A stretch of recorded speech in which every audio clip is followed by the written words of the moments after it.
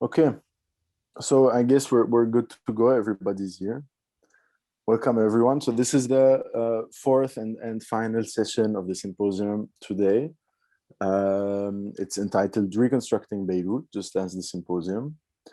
And right now we are kind of grouping people with different specialties, all regarding the field of architecture.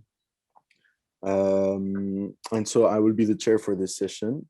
And yeah, so we will have presentations by Mike Doumet, Samaneh Moafi, Bernard Khoury, Fawaz, and Rana Haddad are all here with us.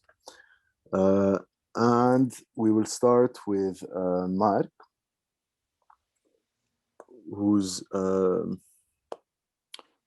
a real estate developer and CEO of Loft Construction in Beirut, and has completed 10 real estate projects in Lebanon. He holds an MBA from Columbia University. We've met before, but I doubt that he remembers me. So yeah, Mike, if you wanna go ahead and share your screen, show us your presentation. Okay, right. Just a minute. Let me just find where it is first. Okay, there you go.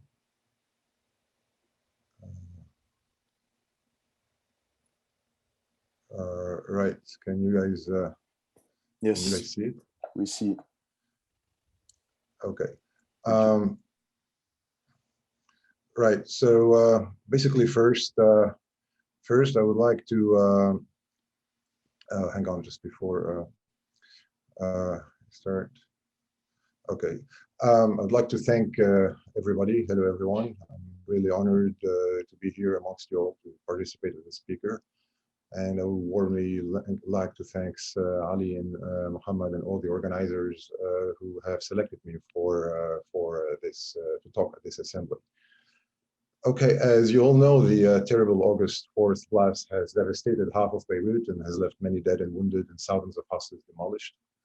I think I'm lucky to be alive, as I escaped death by only a few minutes, and so did so many other people, survivors, and each one has his own personal story on how they have survived this blast. I know some of us have lost friends, and so this is really a terrible experience. My focus today is going to be mostly on two neighborhoods nearby the port, which were greatly affected by the blast. These two neighborhoods are Joumaïzeh and Mar Mikhaïl, St. Michael in English. Okay, these two neighborhoods are located side by side, and their particularities are they both boast old architecture with Lebanese heritage houses, manors, and castles. Another similarity that they were also the location for a buzzing nightlife with plenty of restaurants, cafes, pubs, which hosted people of all ages coming to spend the night, listen to music, and have fun. In my view, the problem that Lebanon, in particular Beirut, has been facing since the end of the civil war is the lack of urban planning to reconstruct the city, which has resulted in anarchy, and which had led profiteers and developers to take advantage of it. I'll show you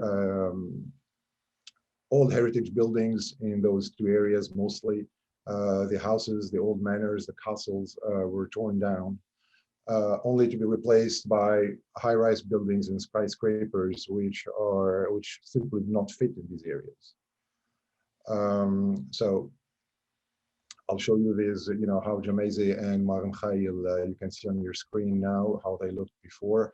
You've got these old heritage houses, which date from some of them from the French mandate in Lebanon, some others from the Ottoman Empire. And okay, these are views of Mar Mikhaïl and Joumaïzeh, which are very traditional neighborhoods.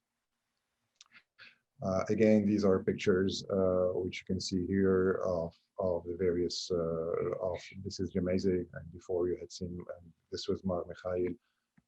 And this is a sense of the nightlife which you had in these areas. People were having fun and drinks and on the street, so it was kind, it was a really buzzing neighborhood. Um, then okay, then of course we had the blast, and so what happened is you can see all those houses which have been destroyed and destructed. These are the same areas you saw before, only with the houses completely demolished. Nearly half of Beirut was destroyed. Heritage houses completely collapsed. And it was basically the third most powerful blast after Hiroshima and Nagasaki. To come back to what I was saying before, so all these heritage buildings, houses, and manors, even before the blast, were sometimes sold by their owners only to be replaced by high-rise buildings and skyscrapers. As an example, when an old heritage property owner, let's say, owned a very nice house, an old house in this area, and he learned from the government that it was to be listed as a national heritage, the first thing he would do was demolish it before the law was passed. Why would he do that? Because in order for its land not to lose any commercial value. And I'll explain to you why a piece of land loses its commercial value if it's kept as national heritage. It loses its commercial value to the owner when it's classified as being a national heritage. So in order to better understand this issue, I will just set up a quick example here. The building regulations in Lebanon are currently as follows. Let's say you have a plot area. In this, I'm talking about, for example, this area of Maram Khail and Jamaiza. Let's say, for example, you have a plot area which is 1,000 square meter. That means you can build, the building coefficient on it is 5. That means you can build about 5,000 square meters on that plot of land. At 20% balconies, that's an extra 1,000 square meters for a total of 6,000. At 10% common areas, and you can build on this plot of land 6,600 square meters. Therefore, for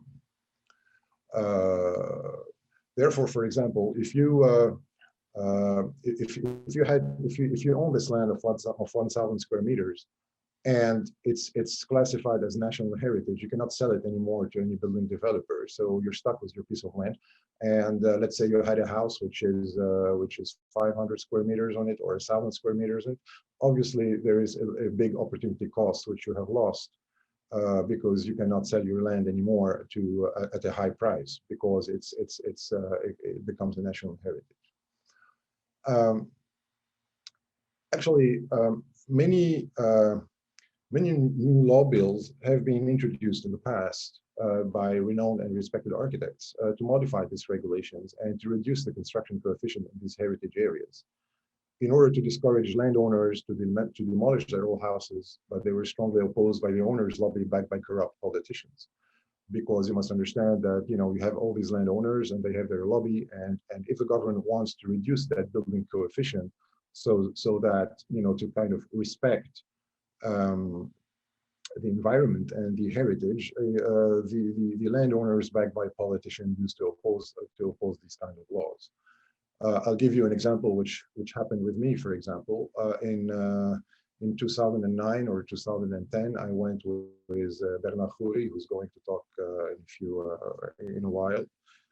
We went to see the Office of Urban Planning in Beirut because we wanted to build something in a building in Jamaiza on an empty piece of land. Okay, so we were not destroying any kind of building. We were building on an empty piece of land there. And they told us, oh, well, you've got to come to urban planning and get authorization. So when we went there, and they told us simply, your building does not fit the architecture in this area, etc. And then we answered them, well, if you do want low buildings and not high rises, the first thing you've got to do is modify the law. And we're perfectly okay with that. Instead of having a building coefficient of 5, make it a big building coefficient of 2. And therefore, the price of the land would go down. We would buy the land at a lower price, and then we would build a lower building. So there's a contradiction in between what is currently what the law says and what they want to do. So the first thing to do is to change the law if you want to keep the heritage houses in these areas. Change the law by lowering this building coefficient.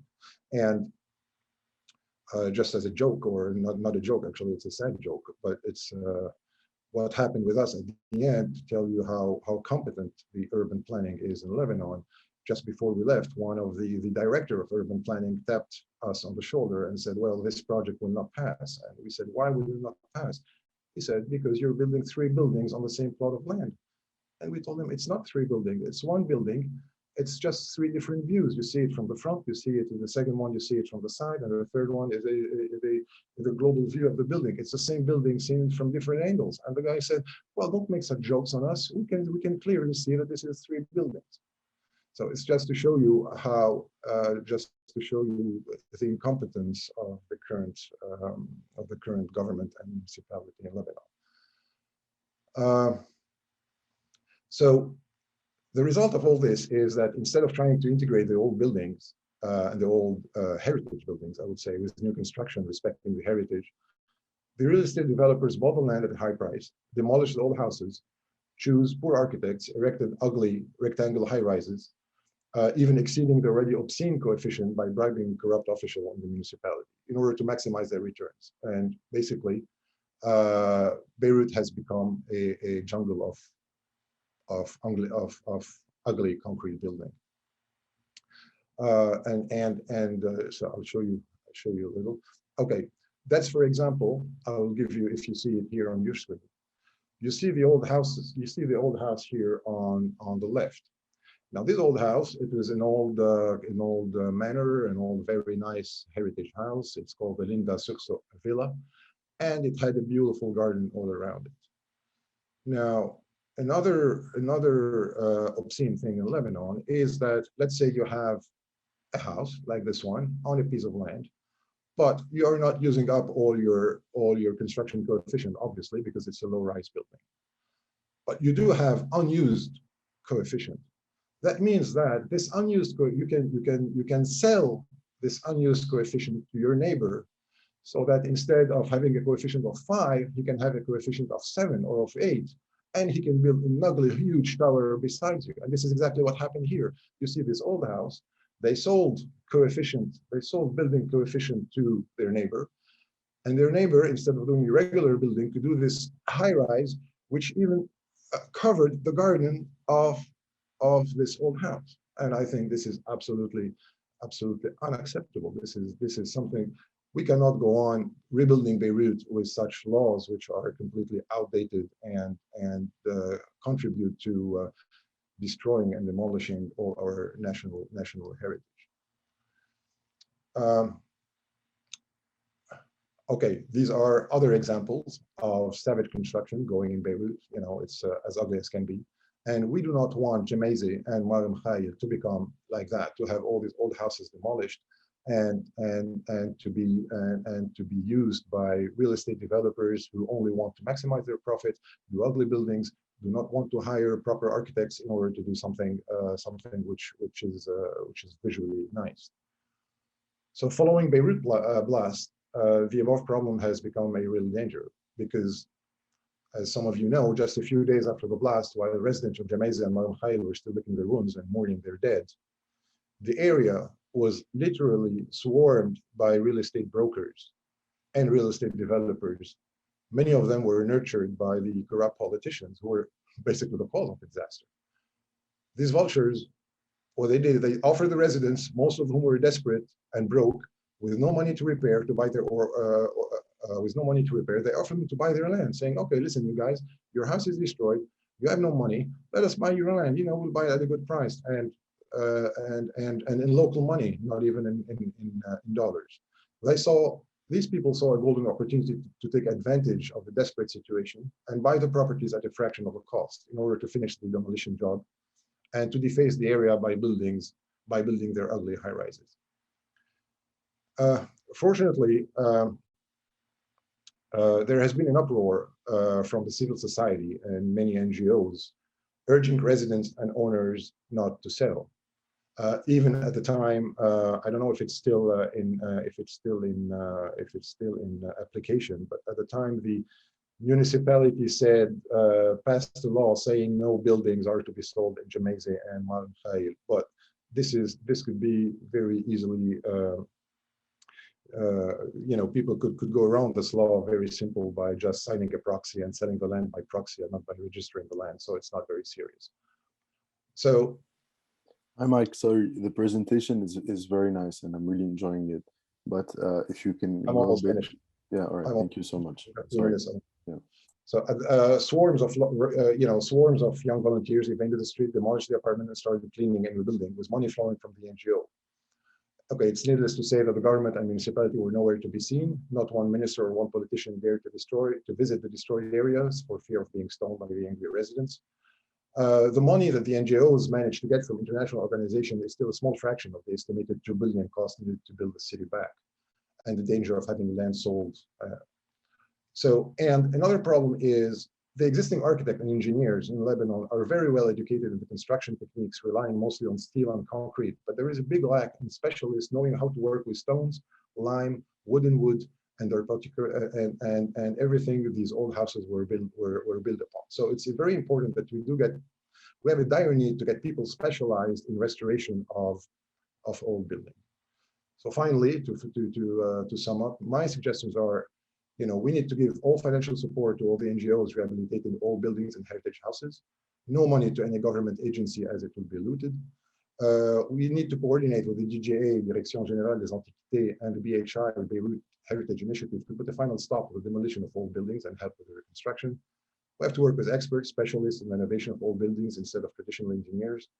We also have to lobby government agency, urbanism, and municipality to change the zoning, which is the main cause of the massacre, and to establish clear architectural guidelines for the region with respect to the history of the area. That's it. And thank you very much for listening. Thank you so much, Mark. And it's very true that basically the power of the architect is only is very limited by the zoning laws, but also the developer's ambitions. If you can maybe stop sharing your screen. Yeah, I will. We need to find how to do that. Okay, here we go. Okay, but thank you so much. It's a very enlightening.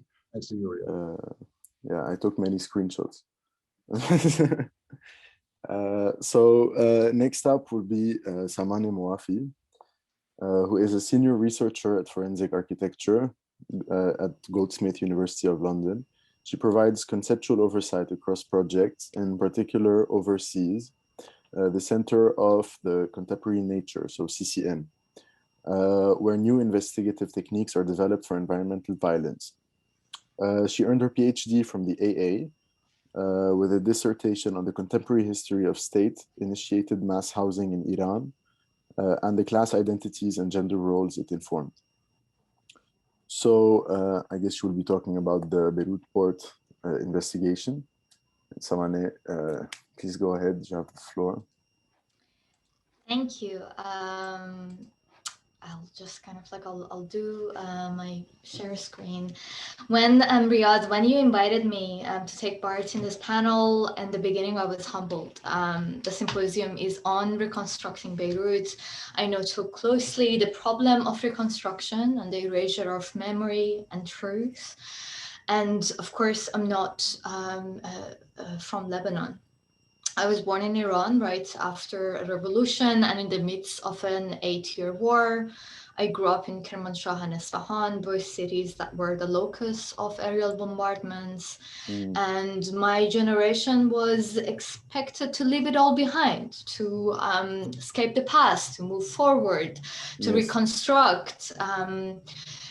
And you know, when the war ended, my country opened up to foreign investment, urban growth, housing, jobs, development. And I watched quite closely the way all these gave birth, in fact, to entire landscapes of death, entire territories of premature death, to use Achille Mbembe's words. territories that make it impossible for certain histories, for certain memories, for certain communities to continue to exist. Landscapes that crippled the imagination. This sustained condition of death, this sustained blackness, I learned later in my life, was not unique to the cities I grew up. Instances of it could be found across the region, in Kabul, in Baghdad, in Beirut after the war, in Cairo. I'm speaking here today in my capacity as a senior researcher in forensic architecture, a research agency at Goldsmiths University of London, where I have been based at for about 7 years now. We undertake advanced spatial and media investigations into cases of human rights violations, and environmental destruction perpetrated by states, police and militaries, and large corporations. Reconstruction is at the core Samaneh, of our practice. Are you showing content? Now I will, like Okay. I just had it. Yeah. So like reconstruction is at the core of our practice, albeit in a different way, a reconstruction of truth, fragments of truth. In fact, when you invited me, it was precisely for the investigation I led in FA in collaboration with Madame Masser on reconstruction of the explosion of August 4th. Of course, we did not have access to the site, neither us or Madame Masser are the forensic team of the state. The key resource we used for the reconstruction were images and videos and testimonies of citizens. To us, each of the hundreds of images and videos that were circulated on social media from the catastrophe held a situated knowledge bracketed by their videographer's coordinates in the city, the cone of vision of their camera, and the time during which they took the picture. One of the earliest documentations of the port on that day, for example, was a photograph posted on Twitter, which you can see in this picture, by a journalist named Nabih.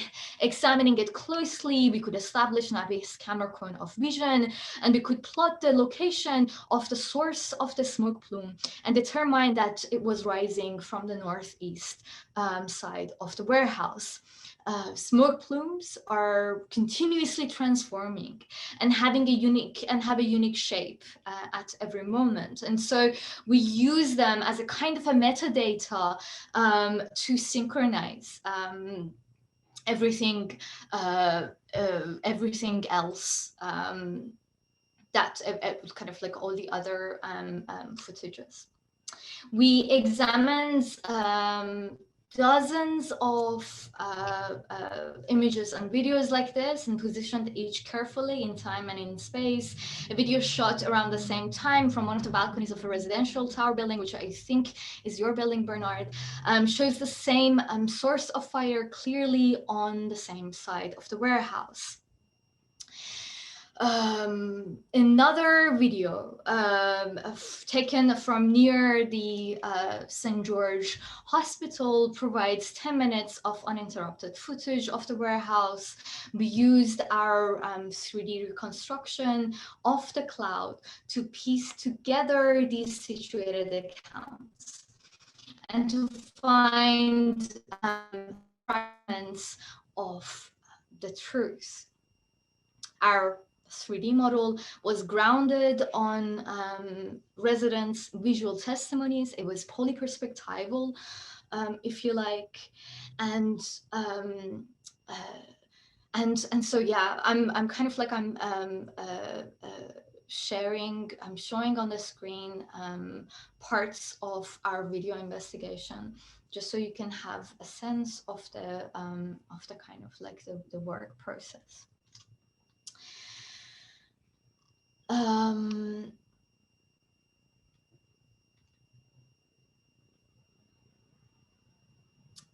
Each of the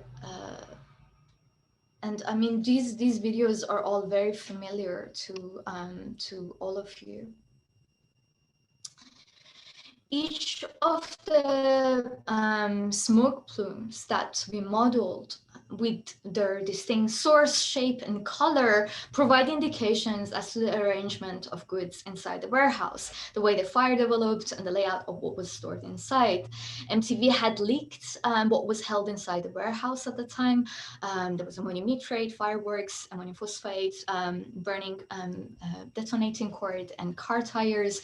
Each of them burns differently, of course.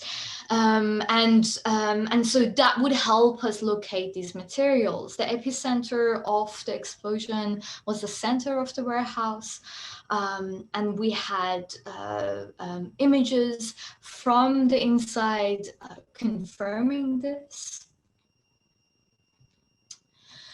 We reconstructed the layout of the bags from leaked images from February 2020. And so this is kind of like another one of the images. And also we used a video from December 18th that was leaked out by Al Jadid. So all the materials that we were using, they were either visual testimonies of the residents, or they were materials that were leaked out by people who felt the kind of the responsibility.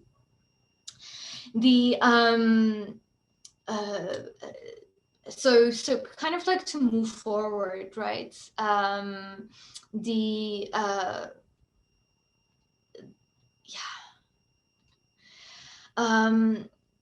This is our reconstruction of the layout of the bags of ammonium nitrate using these videos. The combustion of tires would have produced a dark and thick plume, so we put them on this corner where we had located the source of the dark cloud. Same with the amount of fireworks. We placed them where we could locate the source of the cloud, that's kind of like the white cloud with the signatures of fireworks. And from an engineering perspective, this was the spatial layout of a makeshift bomb on the scale of a warehouse awaiting detonation. The ammonium nitrate was unloaded to the hangar in October 2014, and according to our colleagues at Legal Action Worldwide, as early as December of that year, various port and customs officials warned of the dangers posed by this storage. This makeshift bomb was knowingly sustained for 6 years. Throughout our investigation, I was having flashbacks to our casework on the Grenfell Tower fire, a case that I had also investigated in FA as part of our team.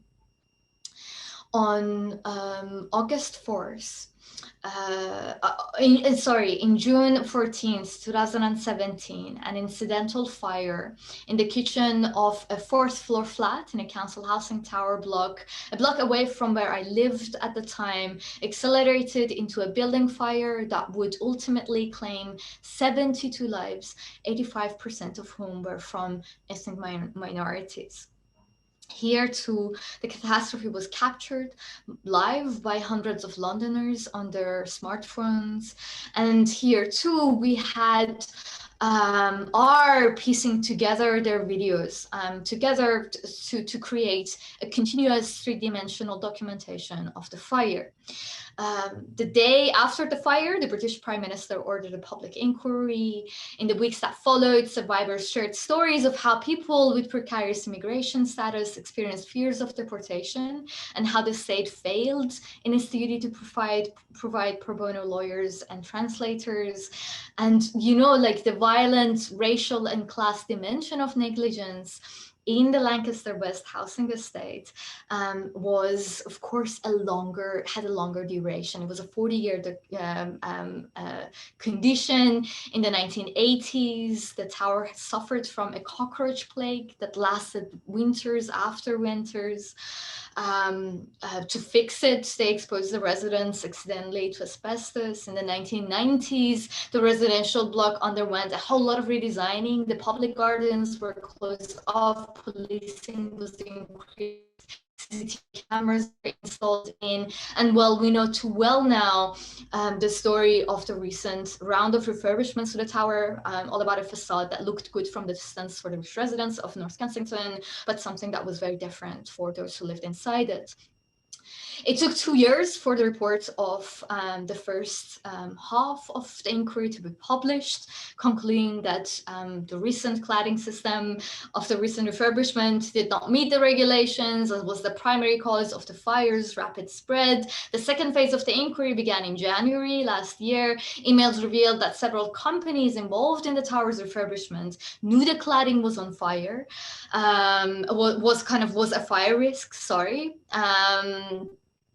Sessions were delayed in February as corporate witnesses looked for immunity from persecution. And today, over 3.5 years on, the fight for accountability continues, not only in the court and through media, but also in the streets. With this parallel, and I kind of want to stop sharing screen and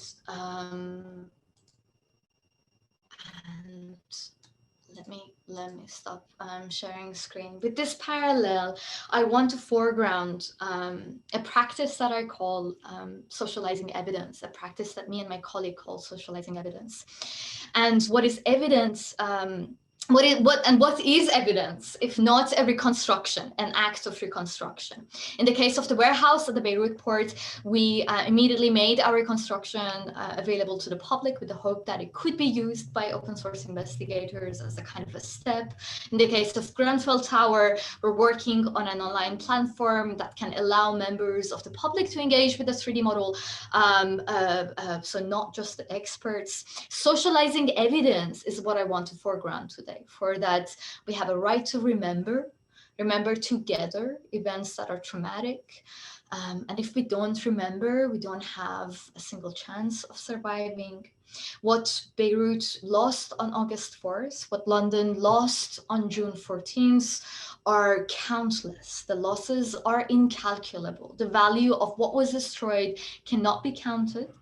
And so to be able to cope with this radical form of loss, we need legal and political frameworks of human rights that are different from anything that exists today.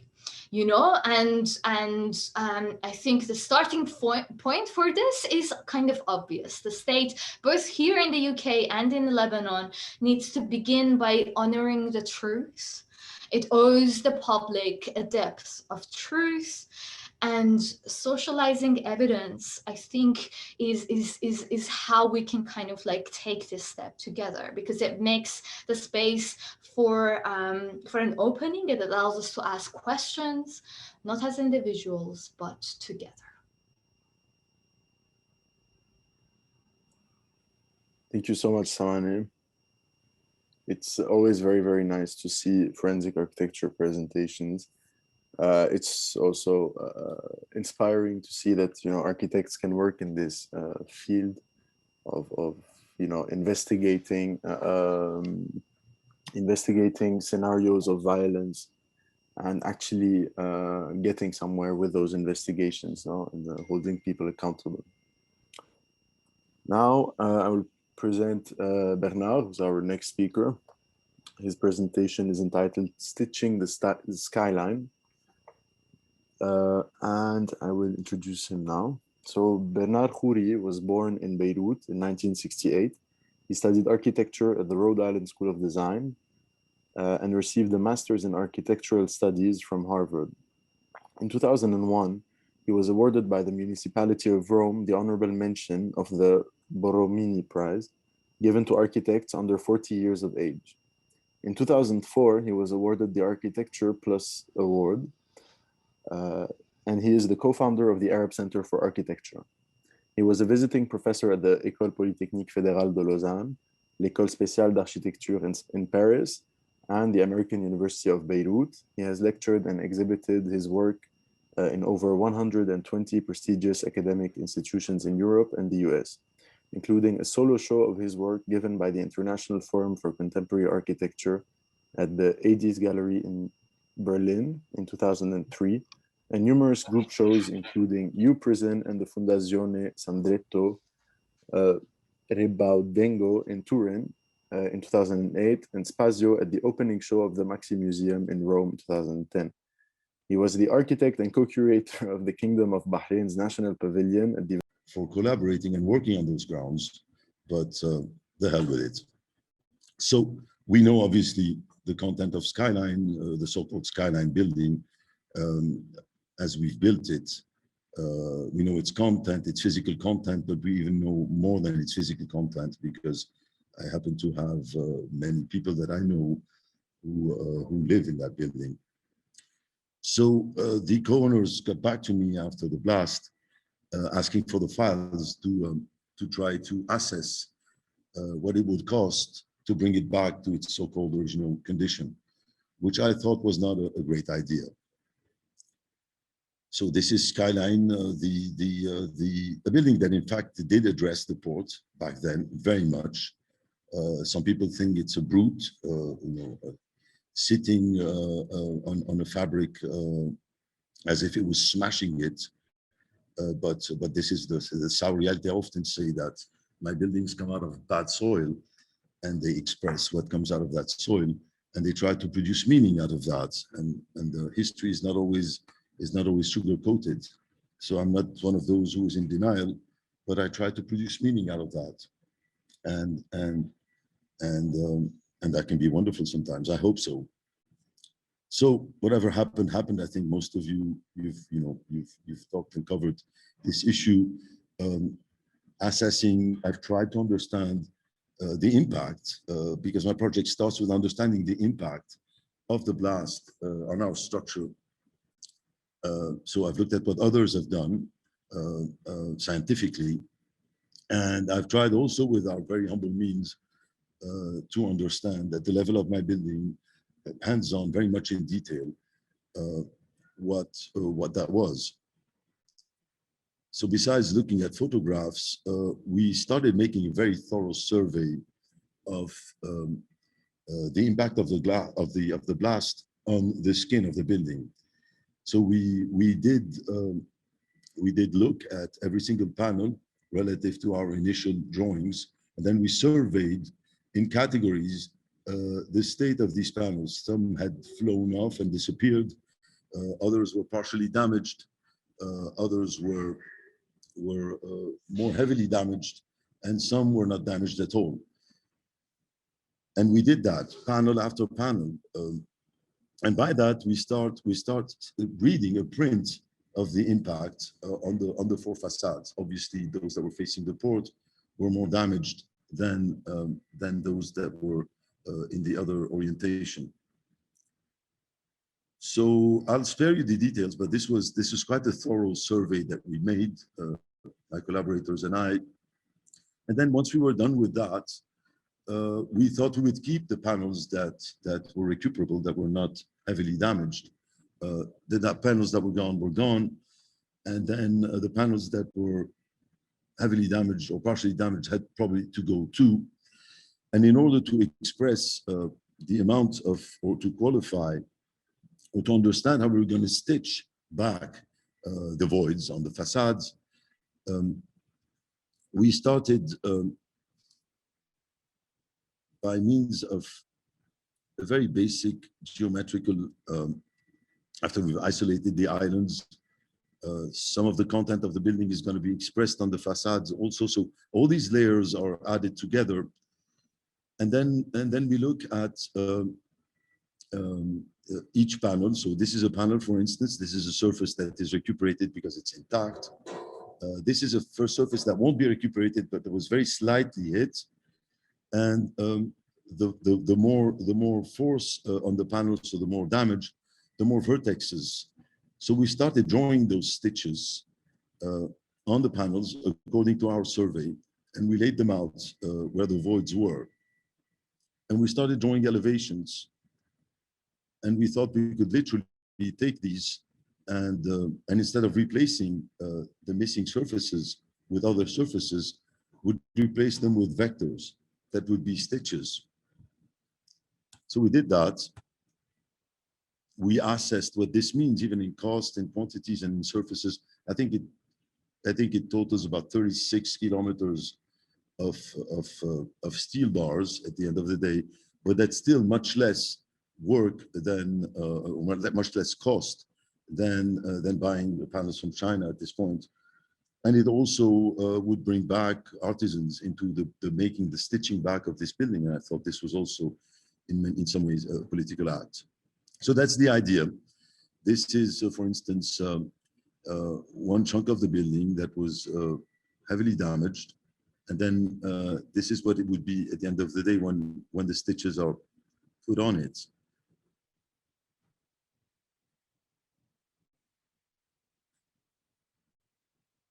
So the first images we showed to some of the co-owners kind of scared them because they were black and white and heavily contrasted. And it's very interesting to see that as much as many people were willing to express those stitches, others were not willing to have that expressed in the facades of the buildings they would live in. I guess our style of drawing was a bit too violent. So we tried bringing in some color, but that didn't work either. So we moved away to tell them that it wasn't so visible from far away. And then we brought in a sky and put people on the balconies and things started getting better. So we're hoping this will happen. And maybe it would be possible in the rehabilitation of a bourgeois building to do what the state is certainly never going to do, as the silos will probably be demolished. Most of the buildings will be rehabilitated or just erased and wiped out. Once again, the state will not be here to formulate any sort of consensual common history or to register physically what has happened on August 4th. So I try, once again, to do it where it's least expected, on a territory that is not political to begin with. Voilà, that's the end of my presentation.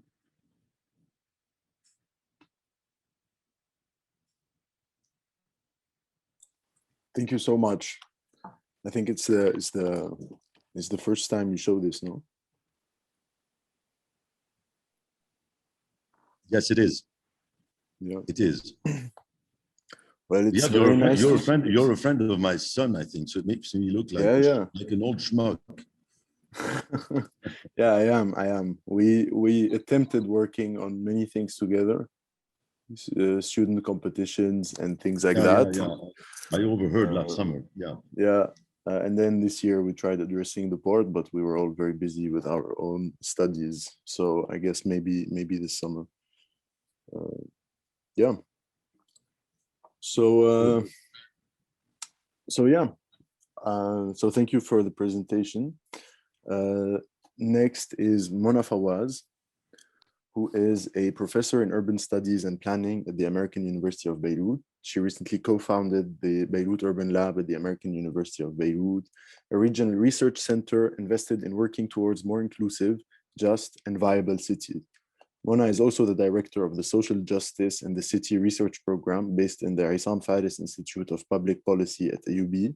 She was a fellow at the Radcliffe Institute of Advanced Studies at Harvard University during the 2014-2015 academic year and in summer 2017.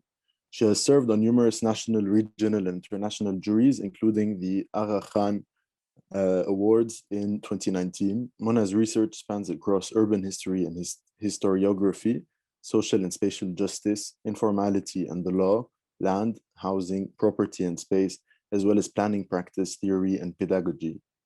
She is the author of over 50 scholarly articles, book sections, and reports in Arabic, French, and English. She has also worked as a consultant advising on urban and regional development, as well as housing, land, and property issues. In addition, Mona has been tightly involved in Beirut's ongoing transformations by publishing in the local press and speaking in numerous local venues, where she has advocated for upgrading informal settlements, protecting the urban commons, improving urban livability, adopting more inclusive planning standards, and more generally, defending the right to the city for the urban majorities. So also in a very extensive bio from Mona. Please go ahead. The floor is yours. Thank you, Riyad. I really want to start by thanking you for including me and for organizing this, seeing the audience, seeing young architects invested in generating a serious conversation about how we have to approach and think through the reconstruction of Beirut is really heartening. And so I'm really happy and honored to be speaking today. It's also very difficult seeing the pictures of Beirut to also speak again after all of that. So I'll do my best to be coherent. I'm gonna share my screen and go for a full screen view. Hopefully that works. I just want to say it is us who are honored to have you all the speakers, and including you. So please go ahead. Thank you. So I want to take you back for a second to the early 1990s. And I want to do that to just sort of relocate the moment of the blast, but also the moment in which we are right now, that moment of financial meltdown and breakdown in the context of what has happened since the early 1990s in Beirut. And really quickly, in the limited time I have, just to walk you through that mapping that we did at the Beirut Urban Lab with, among others, Noor, who spoke this morning, of the building activities in the city. And as you can see to the left, this is the number of building permits filed, and to the right, their geolocation in Beirut. One thing becomes clear, there has been a lot of construction in Beirut since the end of the civil war. It's everywhere, and it's really following the typical, one can think, bust and booms of building sectors, where we see sort of construction coming up and down depending on the cycles of the economy. And this may be constructed as something very normal, right? We are in a post-war city. People want to live in Beirut. They want to sort of have homes. It's a very desirable location. Real estate is booming. So this is very normal. But if we locate a little bit that building activity in its economic and policy context, then we start understanding some of the trends that I think can help us unbundle a little bit more how this construction is happening. What are the politics and the market rules that work with it? Just to give you a couple of quick examples, on this curve below that traces all the building permits filed in Beirut that you saw geo-referenced in the previous map, we overlaid the price of oil in blue. And what you see is until sanctions hit in and things begin to change, the price of oil works very well with the flow of capital in Lebanon, which is also shown on the balance of payment that you see below here, which becomes negative towards the end. If you try and understand what was making this curve move up, you'll see that there were a lot of regulations that were influencing that process. So not only outdated laws, as Mark put well early on in the presentation, but also new laws written actually directly by developers, such as the 2004 building law that intensified building activities in the city, but also laws that facilitated property purchase and exchange, and a lot of facilities from the central bank to encourage investments in real estate. So we see circular after circular, making it easier to provide loans that were more and more expensive until the very famous $800,000 loans that were given to the Lebanese elite shortly before the breakdown. And so the question becomes, where do we put the architects in all of that, right? So where are the architects? Where are the urbanists, to use Lefebvre's notion of those who produce the city? And of course, there is a lot of commercial, small-scale work that we look at and we say that it was offered concrete. But today, because I'm in the presence of young and aspiring architects and colleagues who have put their footprints in the city, I want to kind of push back and talk about the other architects, those who are written about in architecture journals and celebrated, those who are considered references because who work with landlords, with big development firms, who are potentially close to the political class, the technocrats, the intelligent ones. These are the ones Henri Lefebvre told us are the urbanists. And these guys, where do they weigh in that picture of the city? And I want to argue, really pushing Ahmed Kanna's work on architects in the Arab Gulf, that these architects were complicit in the project of the financial meltdown. Because what they did is they created for us the assumption that it was working. They put the glitz, the glitter that allowed us to imagine for a second that, yes, there was something real that was happening in Beirut. That's why Herzog de Meuron is coming. That's why Zaha Hadid is building. That's why Foster and Nouvelle and all those other very famous guys. And yes, I did put Skyline. I couldn't resist because it's definitely part of that landscape of buildings that were widely celebrated as architectural experiments, but were really very blind to how they were actually part and parcel of building the exact same narrative that needed to happen to allow for the financial agenda that was imposed on the city to actually happen. So in that sense, when Riyad invited me and asked me to talk about how as planners, we had to help architects have more freedom, I couldn't help but say, okay, can I say something else? And what I want to say is I'd like architects not to have more freedom, but to have a different narrative and a different position in relation to the city, one that is not oblivious to the politics of what is happening, and one that really engages more clearly with another story for this post-war reconstruction. So we don't repeat what we've done before.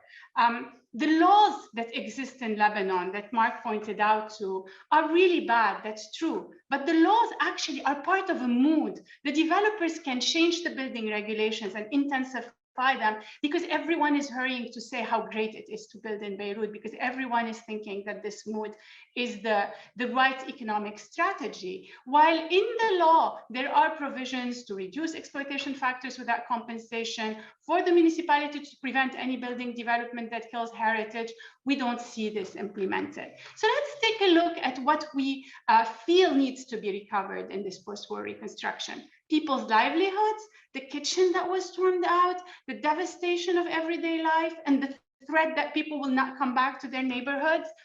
Mark also told us about heritage, so I quickly threw in this image as we were sitting. We are also losing that fabric of Beirut's history, which is potentially an important layer.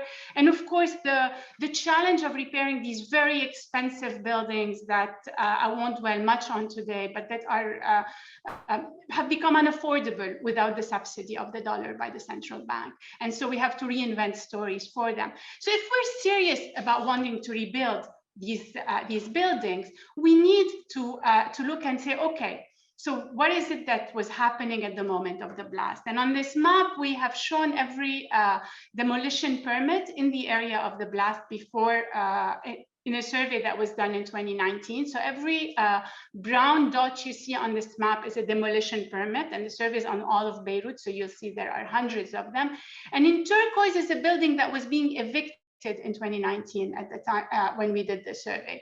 So what we see is that, yes, many of these buildings were heritage buildings. Of course, many of these buildings were inhabited. They were livelihoods. So if we are serious about feeling that we want to recover Beirut, we have to look at the fact that the things that we are feeling miserable about were actually already there.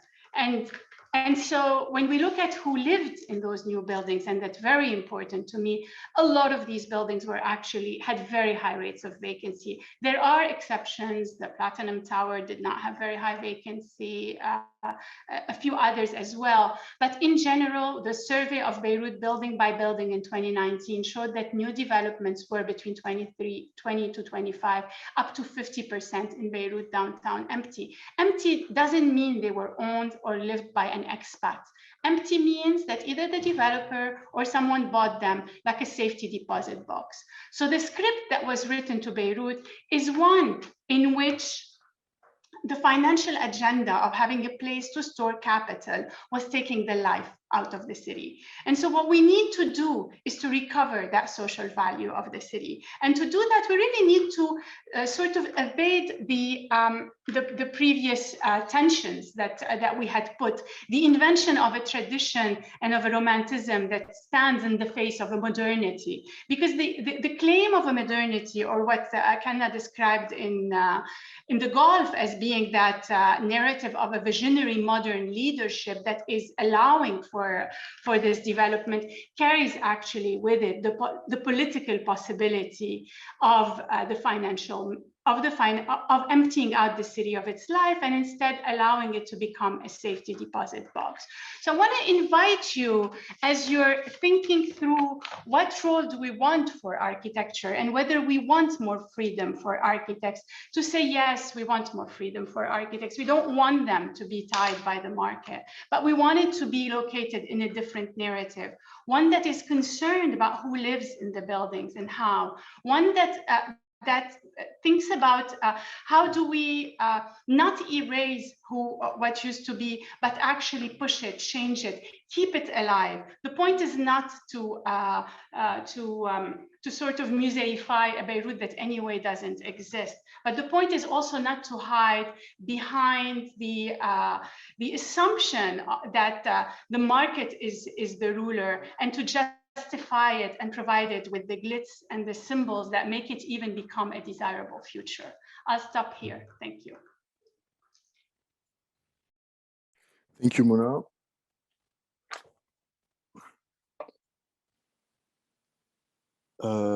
Thank you for the presentation. Now we will have Rana Haddad as the final speaker of this session and of the symposium. And so Rana Haddad is an AA graduate and founder of 200 Grams, currently an assistant professor at the UB. Her research workshop in 1997 was set up with her practice with the aim of questioning the ability of objects and places to become means of political expression. Soon after, these quests turned into installation works, puncturing the city, grabbing people's attentions locally and internationally. So yeah, Rana, the floor is yours. Please go ahead.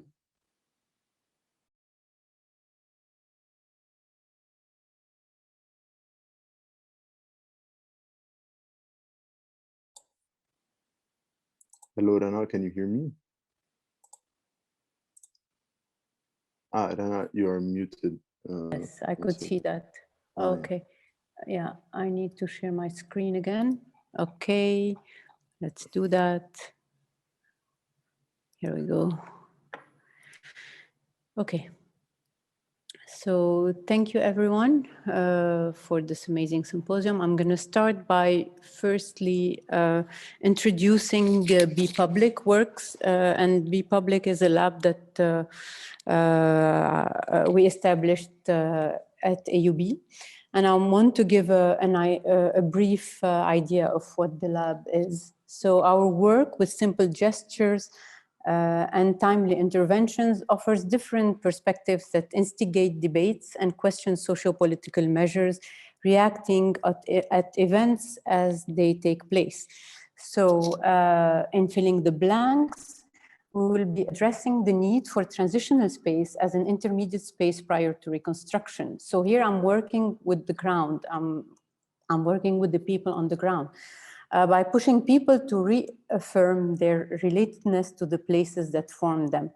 So in Beirut, and especially in the devastated area, street-level practices show how informal activities contribute to the vitality of community lives. And this devastated area used to be the heart of Beirut nowadays, and it used to be our everyday life. It was about our social practices, and it used to define us. So this is why reestablishing a new relationship to these streets is vital to be able to move forward somehow. So I want to give some examples of some works that we did before and were very relevant in relation at the pedagogical level and at the street level. So just in 1997, when I was first called to teach, I realized that the students had no relation to Beirut. They hated Beirut. They didn't even know their city, but for some reason they hated it because they didn't know it, of course. So what I did is I gave them a name of places like Place des Martyrs, Farouk, Zahra, Automatique, Cosmos, Parisiana, Haj Daoud, Rivoli, and Gendarme. And of course, these are places, these are names of places that used to exist in Beirut, but they had no clue what they used to be. So they had to go and ask about what they were. And of course, the first people that they had to ask about were their parents. And this is what happened here is that it started to be about pushing the limits, because the best friends discovered that each one of their parents from a different side of what Beirut used to be, east and west, and they were pushing the boundaries. So they start fighting, but it wasn't their fight, it was their parents' fight. And after that, they realized that they need to restore relationships and to understand that it is not their lives, but it was their parents. And this is where they established a new common grounds to Beirut, and they start loving that city again, because they knew for what it stands for, but they needed first to erase that part of what was not their inheritance, and it was forced on them. So this is one of the examples, and I just wanted to tell the story and not show the work, because for me the process was more important somehow. In the second project, it was in 2001, and this is related to a whole community. And this is in Ain al-Mraisi. So the Théâtre de Beirut is in Ain al-Mraisi, and it used to be the people's voice during the Civil War. So basically, during the Civil War, it was the theater where everyone was allowed to talk about the war.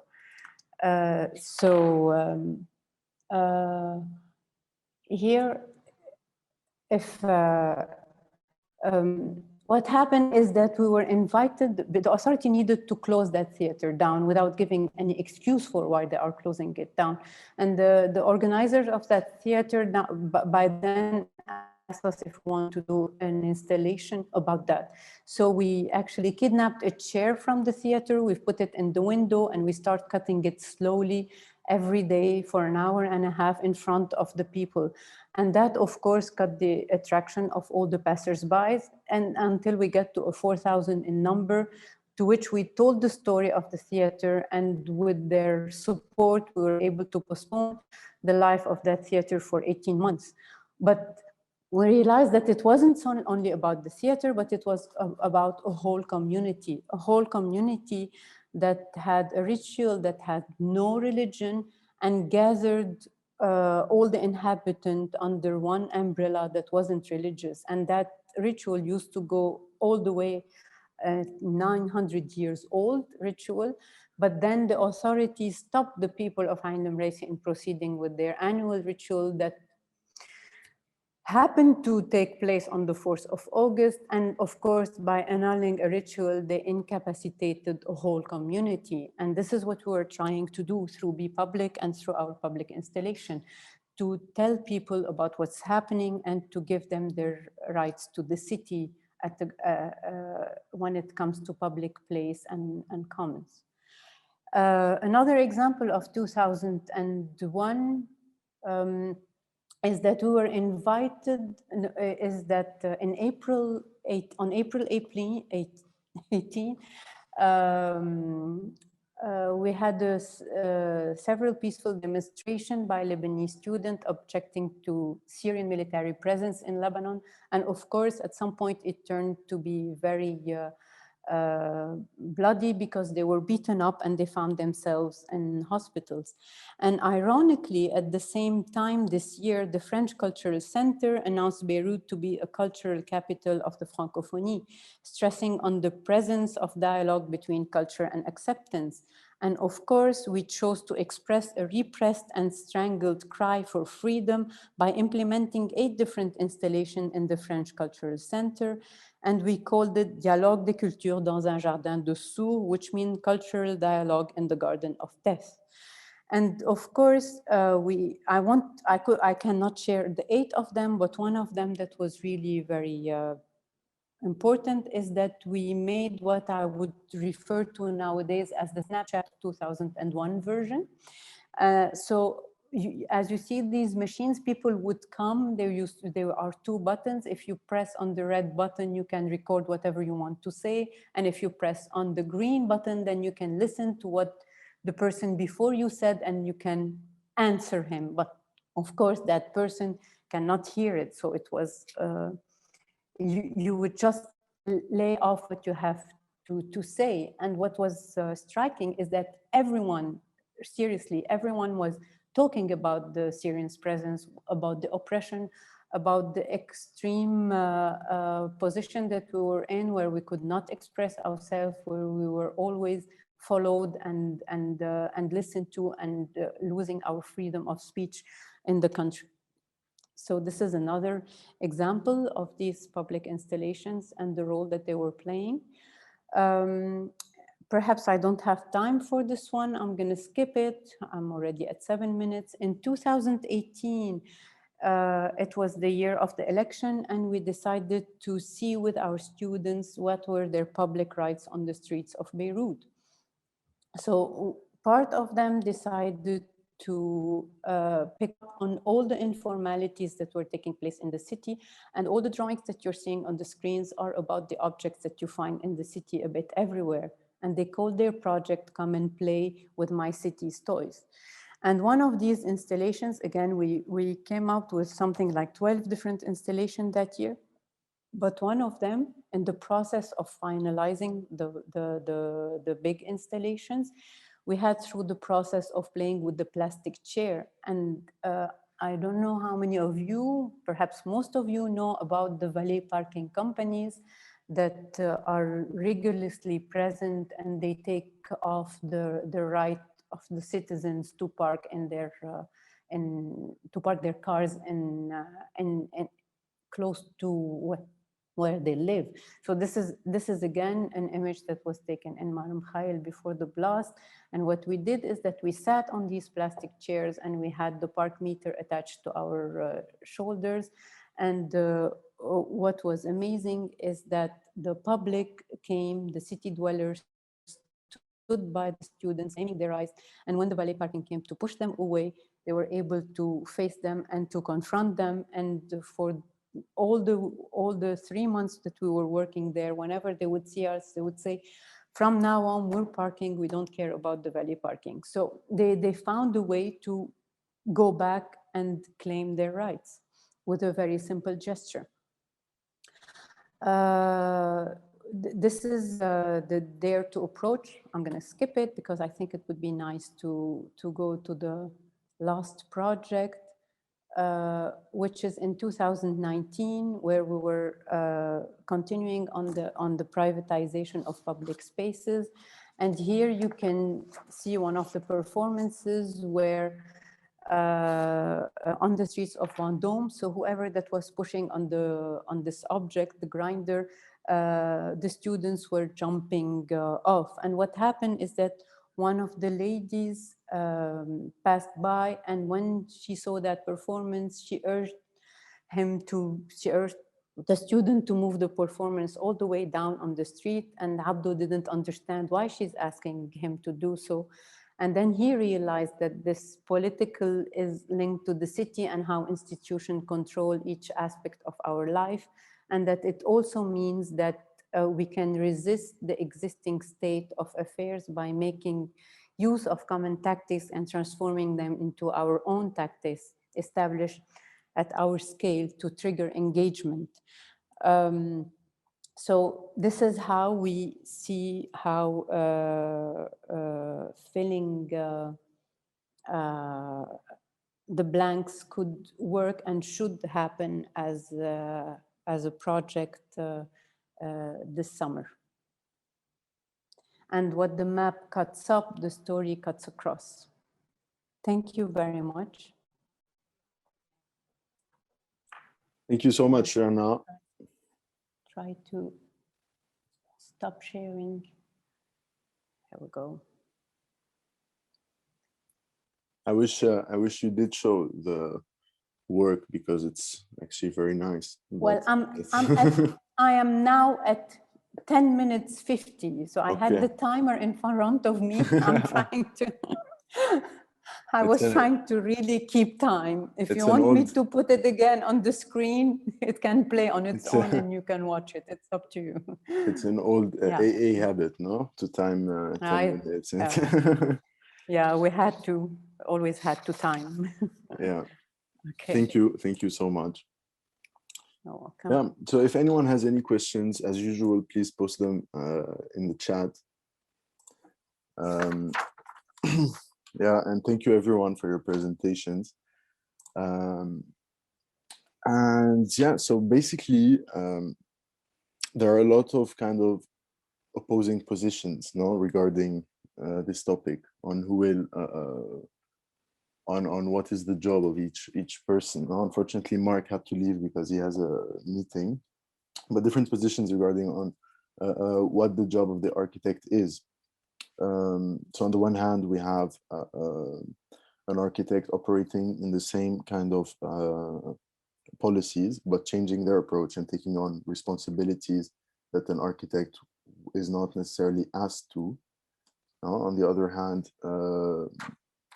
we have maybe more ironic ways of addressing a specific context where the architect would actually show the absurdity of the policies by pushing them to the extreme.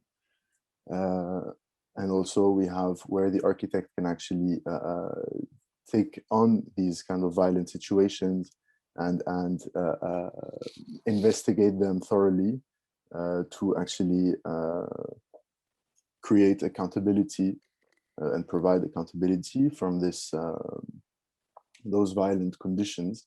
No? And we have also the architect that is operating, in this case, in an academic context on small-scale interventions that question bigger problems. No? So I would like to, I would like to put you all in conversation with each other. I see Rula is here. Rula was a teacher also in where I was before the AA in LA. And Frederick is here. And I would like also to invite all the speakers who were on the other panels to join also in this conversation / debate. Should we start by addressing Serge's question on the chat? Yes. Yes, so Serge has a question for Bernard. He says, your architecture is obviously very inspired by the Lebanese civil war and war in general. But ironically, your buildings that look like military bases were the most damaged in Beirut. Clearly, an architect is not supposed to predict the consequences of such a blast, but doesn't the performance of your buildings contradict your concept and aesthetics? I used to live in Manar, a huge concrete building that your father designed. Do you think that if Manar was standing in the place of Skyline, it would have been more resistant?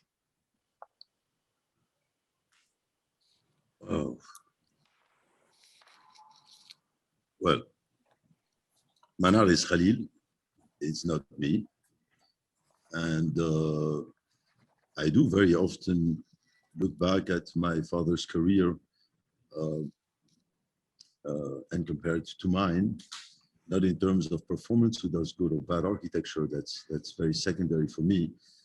But my father started his career doing public works, mainly refugee housing in Jericho, schools, institutional buildings. The early part of his career, I would say, until the failure of the nation state, the project of the nation state, I would say up until 1975, was a lot of it was public. And it's not until the later years of his career that he started doing more public, more private buildings. I've never built schools, hospitals, opera houses, museums. Although when I was at school, I thought that you're not a good architect if you don't do that. I never did these buildings, not because I didn't want to, it's just because they were not there. So as an architect, you have to understand, I think architects lack humility. You have to understand that it's what precedes the architectural act that is far more important than the act itself. And at some point in time, in the late 90s, I thought I would leave this territory and maybe even leave the practice altogether because of multiple deceptions. I'm an architect who took a lot of punches in the face, particularly between 1993 and 1998. The first 5 years of my career were extremely painful. So I spent a lot of time in bars. And it's in fact the bars and the night and the entertainment industry that recuperated me. And it is where you would least expect a political act to happen that I've tried, in the mud, not in very noble situations. So yes, I've worked with pirates, developers, and it makes me smile to see, and Mona, don't take this personally. I will attack you, not because it's you, but because of who you represent. Because I think you guys very pretentiously dismiss those who engage on these territories. And I do envy you when you think that by not engaging with this territory, you can do something. I think you can do something if you take on the institutions. And please do that. I've given up on that because I was maybe forced to look for other territories to produce meaning because of multiple deceptions and a lot of punches in the face. And I've taken punches in the face much more than anyone here. I can tell you that. Look at my face. So I think it's very pretentious to dismiss those who have engaged simply because they've engaged. So what do? You turn your back? I think that's very cowardly. It's a very cowardly posture to turn your back. Of course, it's very important to theorize because we need that. But I think, and I'm not friends with theory, but it's important to theorize. But you also have to be a bit more serious in your assessment of those who have engaged in combats literally on the front line. Yes, working with bankers, with developers, being absolutely aware with what's happening. And I'm not showing graphs and numbers here. I'm the son of an industrialist who had built an incredibly beautiful tool and industry and an impossible modern project that failed and went bankrupt. Not between 1975 and 1990, but post-1990. Yes, the post-war years did kill the productive sectors. You know, I don't need a book to tell me that or someone in the realm of theory to tell me that. I've lived it. So, but I've decided to engage in the war. And if you think I've failed, say it. If you think that the buildings that I've produced and some others, I'm not the only one, at various scales, and not only in architecture, because architecture has very, very limited powers. That's also something you should understand. Because if you practice and you're faced with those realities, you will understand that we're not who we were prior to the 19th century. So to work with those limited powers and have the courage to engage in extremely toxic and dangerous situations should be looked at a bit more seriously.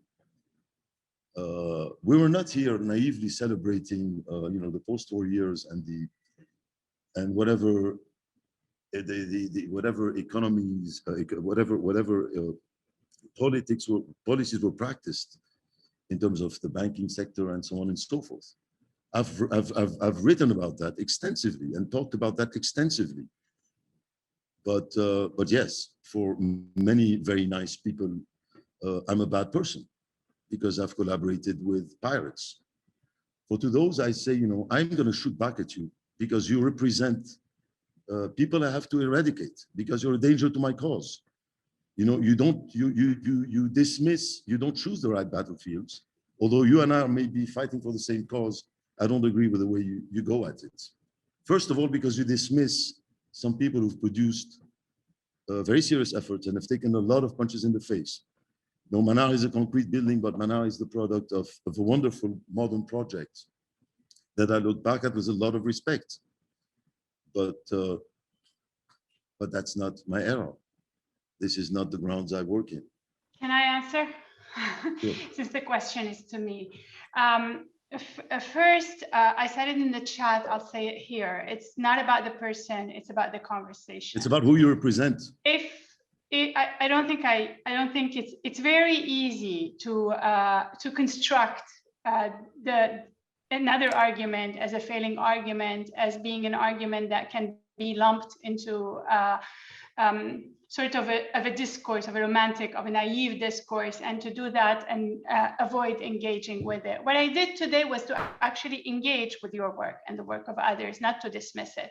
I did not at any point say that the architectural investigations that you were conducting were meaningless. What I said is that they weighed in their politics on allowing for and enforcing and strengthening. Let me just finish. I heard you tell me naive and everything, I and have to stayed shoot back silent. at you. I can't listen to that bullshit.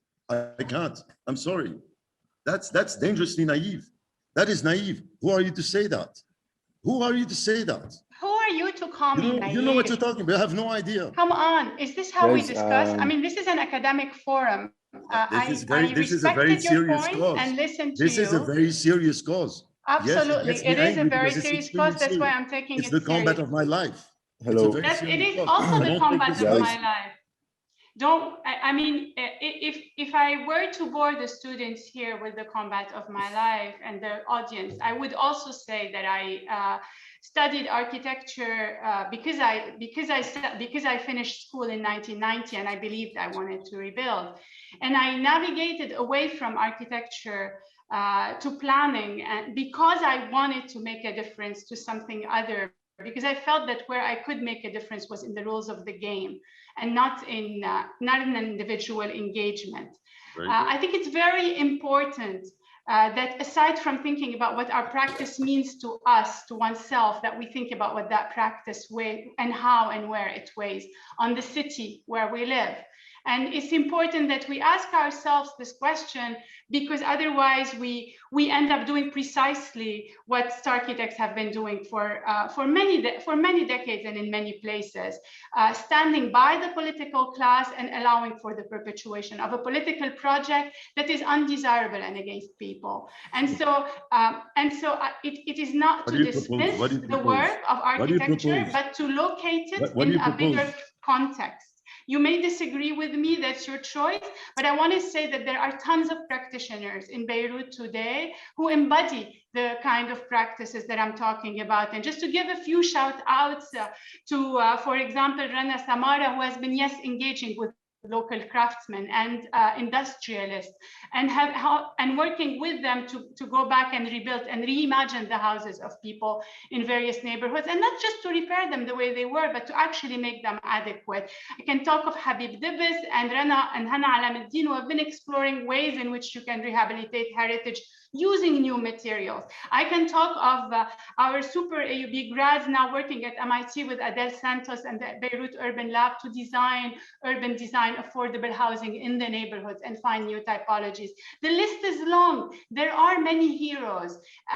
It does not dismiss other kinds of quests, but it requires us to talk to each other with respect and seeing the value of an ecosystem in which multiple voices exist, not simply throwing stones at each other.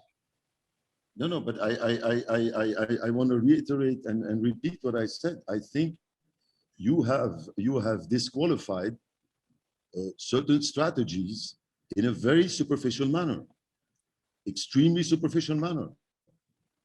The minute one builds for a developer a large-scale building, he becomes a traitor. That's a very dangerously simplistic posture you're taking here. So what you're saying, let me ask you a question. So you're saying we refuse the commission? What do we do?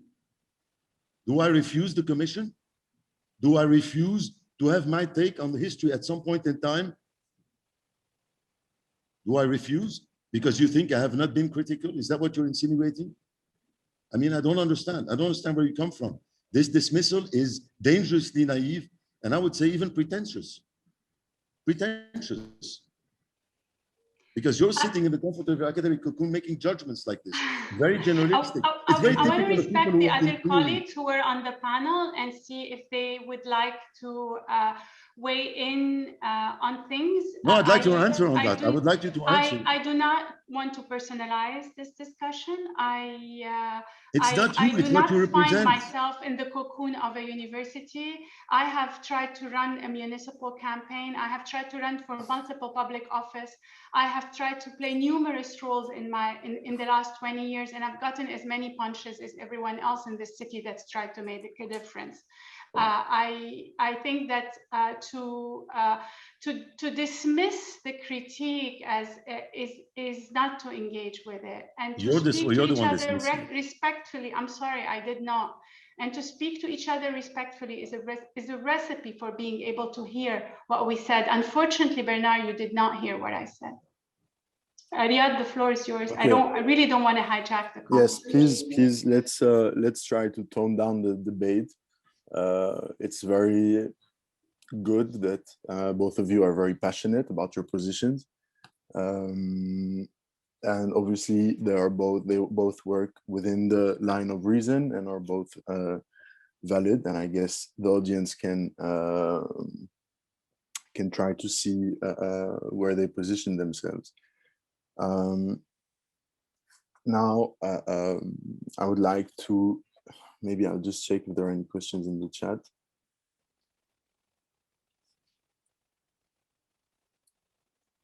All right. So, yeah, so we have seen in the previous kind of sessions of the symposium how people work within the community, like Rana, and people who work in the private sector, people who work in academia, and those are all kind of valid ways to practice architecture. Now, to get back to the topic, I wanna maybe ask Samaneh to maybe save us right now and talk about maybe what the specialists' opinion were in your investigation. And if you could unmute yourself. You are not muted. No, you're, yeah. Can you say something? Was there a question? I didn't follow you. No, I will ask her now.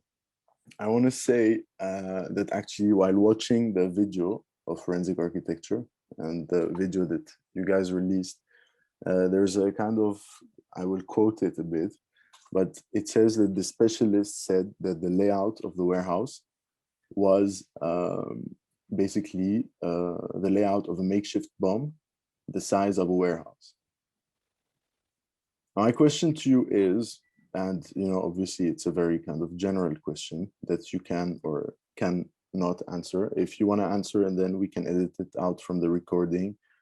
But in your opinion, okay, so you're not representing forensic architecture anymore, but in your opinion, do you think that it was just a sad coincidence that the layout was perfect for a huge blast?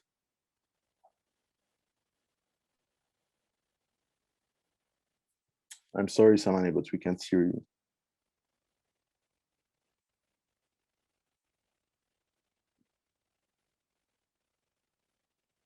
I can't hear you, sorry.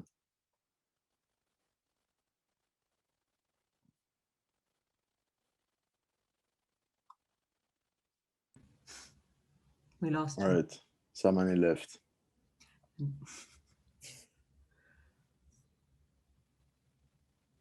Maybe we move on. Yeah, maybe we move on. She's back. Oh, okay. Now Hopefully you can hear me now. Yeah. Yes? Yes. Okay. So the question that you ask, I mean, a sad coincidence. I think this is not a coincidence. What we discuss in our investigation, echoing the work of Legal Action Worldwide, is that it's, you know, the ammonium nitrate has been kept in the warehouse for 6 years, and a couple of months after it comes, from only a couple of months after, there is reports and documents of warnings to different officials who had some sort of a role that could play some sort of a role in doing something, and they refused to do it. Not only they refused to do it, but also there is other stuff that are brought into the warehouse at different stages in different years. They're all put in proximity to one another. It's, you know, like it's not, this is not, I mean, negligence is not a coincidence.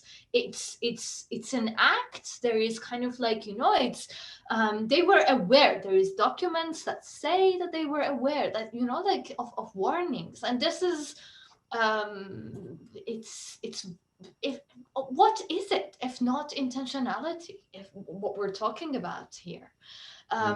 When and you know well that when the very kind of like in the early weeks, months after the explosion, the investigation that had opened, there was a kind of like, you know, a word that started echoing in Lebanese media by an official of the story of a few 3 Syrian workers, welders on the warehouse who had started the fire. And so, you know, like that was the cause of the blast, and that was the problem, and that narrative was echoed by international media outlets, from, you know, like from Washington Post to so on, like all big international media outlets. And this is it, no, like when I was talking about asking questions and asking questions together, this is it. The question is not what exactly started that fire on that day and whether there were workers standing there. The question is, why was this makeshift bomb kept and sustained for such a long, you know, for year after year? This is the question that we need to ask again and again. Of course, it's, you know, like this is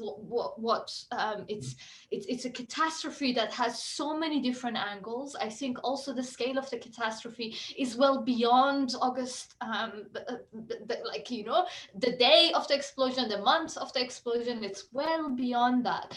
But you know, we need to. That's kind of like we need to make smart questions in a way together to bring accountability and liability. Thank you, Samaneh. And it's kind of reassuring to see that once, if ever, the government investigation comes out, that you will be here to make sure it is accurate. Yeah, so now there is a question for Bernard from Lin Khatir. I understand the concept of evolving scars. And previously in this talk, there was a conversation around preserving the scars versus moving on, because the scars are within us anyway, and we become stuck in a never-ending loop. Firstly, preserving the destructions of the war, and now the blast. What do you think about the built environment post-blast, especially since you think the fabric presents the absence of the state? Wouldn't keeping the scars emphasize on that even more? So emphasizing on the absence of the state. And I think that, I don't know if she's here, but Umayya was the one who... Well, my answer would be short. I think amnesic buildings are stupid buildings, just like amnesia is a really dangerous... I don't know if this makes sense, but this could be a very, very long conversation. Mm-hmm. Amnesia, I call it amnesia. Amnesia. You know, there was talk about amnesia before, and it was Frederick who mentioned amnesia. Maybe, Frederick, you can give us your opinion on whether or not we should keep the scars or erase them. And also in accord, you know, with the presentations that we saw in the session. Well, I think that's very difficult to say, and I think we sort of touched on that in the conversation after the session, which is that it requires so much nuance. You can't say completely yes or completely no to the question. So I don't really know if I want to sort of engage on that level. In terms of amnesia, I mean, and this was the sort of connection I was trying to make in my presentation, which was around the regeneration of downtown after the Civil War. And I think there are some ties to what Mona was saying. What I was trying to sort of describe was amnesia as a form of hegemony. You know, it's a particular discourse that manifested itself in the built environment in downtown. And there's quite a few links to what Mona was saying. You know, I took some notes about how architecture can reinforce other narratives. You know, she mentioned the glitter of the financial boom. There's the iconicity of the skyline. So, you know, obviously the notion of an icon comes from religious discourse. So the question is, what is it that this icon symbolizes?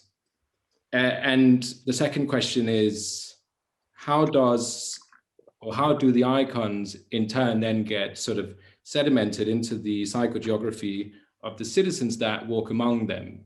And I think this is a real question, because one of the problems with downtown, as I understand it, and as we saw in my presentation, some Beirutis also brought out, is that people felt alienated.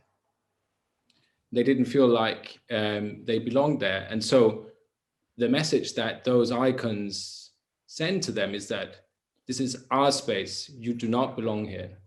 And so there is a very powerful political narrative that is embedded in and that flows from the architecture, and which is translated into, as I said, the psychogeography of the people that live in Beirut. So, yeah, I think I'll leave it at that, if that's all right for now. But happy to hear any sort of reactions to that. I think it's, so Stefan, who is my tutor this year, has a question that Judy will ask. I'd like to comment on what Frederick said briefly, and also what Mona has spoken about, but also what Bernard has spoken about. So basically the entire discussion so far. I think we tend to overlook the fact that the architect, of course, is both an industry professional, and yes, they carry an ethical dimension. And on the topic of nostalgia and amnesia, post Civil War, with Solidaire and the reconstruction of downtown, I think we were put in a state of tabula rasa without the input of the architect, but through governmental figures, a kind of dominance over the area at the time and over the reconstruction. And I think we lost an opportunity at that time for academics and architects and the general community to engage with one another, which is what we're trying to propel today, even if it is in a bubble format almost within the industry. But I think the key now is, how do those of us with power on the ground and also with power to communicate kind of work together rather than against each other on our common ground in order to prevent a recurrence of what happened then. So with that, I'd like to bring forward Stefan's question, which I think is the point of our whole discussion today. The Q&A started with a strong disagreement between the speakers. Could the speakers elaborate on the common ground between them and suggest strategies of future cooperation, both and on the short and the long term? And please, sorry for this comment, but can we respect each other speaking and not interrupt one another while we do? Thank you. Mona, floor is yours.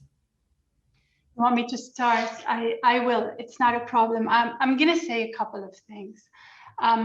The first thing I'm going to say is that I think the private sector can do wonders. In a recent workshop in which we had invited a number of international architects, and professionals who had contributed in their cities on post-war reconstruction, I was struck by the story that Alejandro Aravena gave us about the post-earthquake reconstruction in Chile.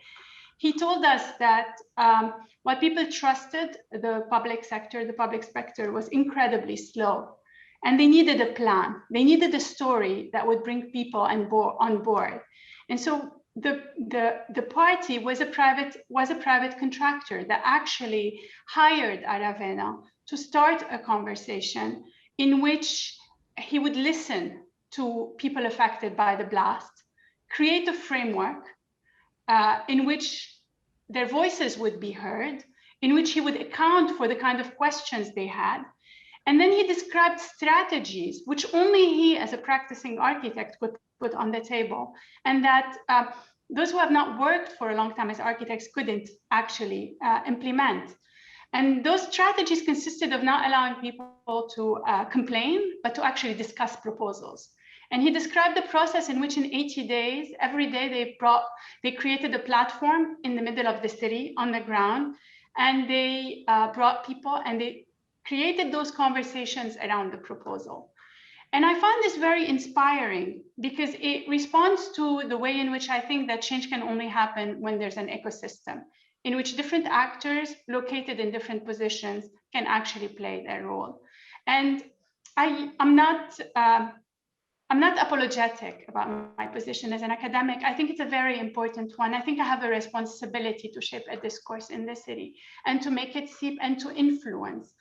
A few months ago, a colleague for whom I have enormous respect and who's a very highly regarded architect in Beirut was asked by a very frustrated member of the higher council, would you do this in Madrid or in Barcelona, what you're telling us we should do in Beirut? And he shrugged and said, they don't let me do it in Barcelona and in Madrid, but here they do. And I kind of feel that I have a role to play here in saying we need to build that ecosystem of change. We need to change the regulations. And that actually, if, as Mark said, it is painful for a developer and an architect to find themselves in a situation where they're being asked about the exploitation coefficient, that we are positioned in a way where we're pushing the city towards something else. I think it's very important that we recognize that we have pushed Beirut to become just a city for sale in the last 30 years, from Beirut downtown onward. And yes, Bernard is right to speak of the early years. The first protest I went to, I was 17, was against Solidaire. I wasn't leading, I was following. There were older architects who I just had joined the School of Architecture. And it was very inspiring. It allowed us to, the discourse they put on the table then was about the place of downtown in the city, the city's memory. Some of it, when I look back at it now, was very simplistic, but some of it was also very important, and it connected ownership and who gets to claim the right to be there with what form will be developed and how. After that, we were on a highway of trying to sell the most and attract the most capital from abroad, and the built environment became that one of the main places, if not the place to absorb it, while other sectors were basically shut down and the possibility of livelihood was shut down. I see my fight to be about this, about recovering that social value of land and creating the framework. And I'm happy to think of any partner, wherever position they have, and in thinking about how each one from her place can play that role. I'll stop here. Thank you, Mona. Bernard? Well, yeah, the private sector. I was very fortunate maybe to have met a number of young developers who were from my generation. Mark is one of them, and others. I mean, we're going to move away a bit from this discussion of war and memories, but there is a political combat also on other fronts. Yeah. Even on the residential front. At some point in time in 2002, I decided to stop doing entertainment work, as it's very easy for the architectural community to put you somewhere and tag you as the architect who dances on graves and all sorts of shit that was, So I decided to stop doing that. And we moved on to more permanent buildings because all my initial buildings were temporary. They had an expiry date written on the contract before I even started my mission, which was very painful, but that's another chapter. So we moved to, we started working with young developers. And it's interesting to see what were the prevailing typologies in the residential sector. We had been fed for over 40 years rotten, badly digested modernist recipes that consisted of buildings that were very tight, with the blind cores in the center. You could glaze your balconies. The receptions were in the front. The private parts of the house were in the back, connected by dark corridors and so on. You get out of the elevator at noon on the 15th of August, you have to turn on the light to put your key into your door. I thought this was really bad. But every typical developer would impose that typology on you because that was what was the prevailing typology. But we managed with these people, and it's a great relationship you build with these private developers, pirates for some maybe, but they were great people, and I called them in a book we published a few years back, local heroes. You know, my whole book was based on that. We managed to break these typologies, to provide apartments that had alternative journeys along the facades, so you can get out of your room, go to the bathroom or the living room or the kitchen without ever walking inside, to reconcile you with the outside, with the city, to provide a good fabric and a good social fabric. My father lived in a Hosh house where his terrace was an obliged passage for the neighbor to go out to go to his apartment. So this is a political combat, and to be able to do it on the private ground, in the private sector with developers in a real life scenario where it could be lethal financially if he fails, I thought takes a lot of courage from the developers and far more than from the architects. And I think they should be sometimes given more credit than us architects. So this is my point. This is what I'm trying to say. In the absence of where the political territory, when the political territory is hijacked by rotten institutions, bankrupt, corrupt, you have to find other territories to perform or to produce meaning. Obviously, for many, this wasn't looked at as anything that has any sort of political relevance. But I thought there were more political projects, what we had done on the residential end, than if anything, the entertainment period or the earlier period of my life. So yes, we should look at the private sector and not turn our back to that in the absence of the state. It's as simple as that. Thank you. Thank you both. Maria asked the question in the chat that I kind of have a similar question. So like my question was a bit about, you speak about architects being pretentious to Berna, and kind of maybe thinking they have more power than they actually do in the kind of context of practice in Beirut right now. Yeah, so my question is, how would we maybe give them more power? No, how can they actually start taking part in those discussions and in the kind of policies that would actually maybe instigate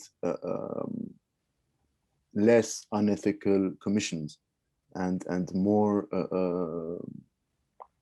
and maybe more more ethical commissions. Maybe the architects can take the lead on what is happening in the kind of urban planning and development of Beirut. Maybe having like a board, for example, of respected architects who can actually agree or disagree to a development instead of having a governmental council, which would also kind of push this idea of the private sector. And Maria's question is, you've mentioned that architect has limited powers and it's the system that defines the situation. You don't see alternative to at the moment. What, in your opinion, should happen to change this system, and who is responsible for driving this change? Thank you. Well, I was just talking about my experience in the residential sector, where to make a long story short, we've beaten the developers on their own grounds. The recipe we did, and I think I was part of those who managed to break that typology, which was the prevailing typology in the residential sector, which was really bad. And many have also worked on this front with private developers. So this is a form of resistance. I think there's a problem in the sense that I'm not dismissing the combat that should and has been and can be taken on the institutional front. And my father was part of the Higher Council of Urbanism for 25 years, but ended up leaving at some point because you have to attend one of these sessions and see who sits there. It's a catastrophe. My father represented the architects in the Order of Engineers for over 20 years and passed a number of laws. This was when there was hope through the institutions. I'm not dismissing that. And for those who are taking that battle, I absolutely encourage them, because we are, at the end of the day, we are fighting for the same cause. But all I was trying to say to Mona is that it's dangerous to dismiss those who are operating under the territories. That's all. Particularly here on our grounds. Maybe if I was practicing in Bordeaux or in Rotterdam, it would have been another story. I would have led my battles somewhere else. That's all. Yeah. So take every commission. I have a challenge for you, Bernard. I think your work is inspiring to many, and sometimes the work that we build is the work we propose doesn't get built, but it moves mountains because people see it and they get inspired by it. In some of the work we did with Beirut Madinati, if you remember, we tried to exactly do that, to bring people on board by telling them, hey, look, this is possible, you can do that. And since then, I've been trying to actually do a lot of that. And I'm wondering if we can bring you on board for a project on affordable housing in the areas that were destroyed, or to really use that genius in a way that can bring the city to imagine otherwise. So I'm not such a bad guy after all. You hear what you want, Bernard. Okay, well, let's have a drink and talk about this. I think it's great to create relationships using the symposium. So Mona Harib has a question to Bernard. How are you fighting to advance the social value of land? The social value of? Land. How am I fighting to advance? The social value of land. I didn't really understand the question. Can you? If Mona social value of land is the value of land as used, as opposed to as a space that's used for work, for living, for playing, as opposed to a place in which you store wealth. Sure.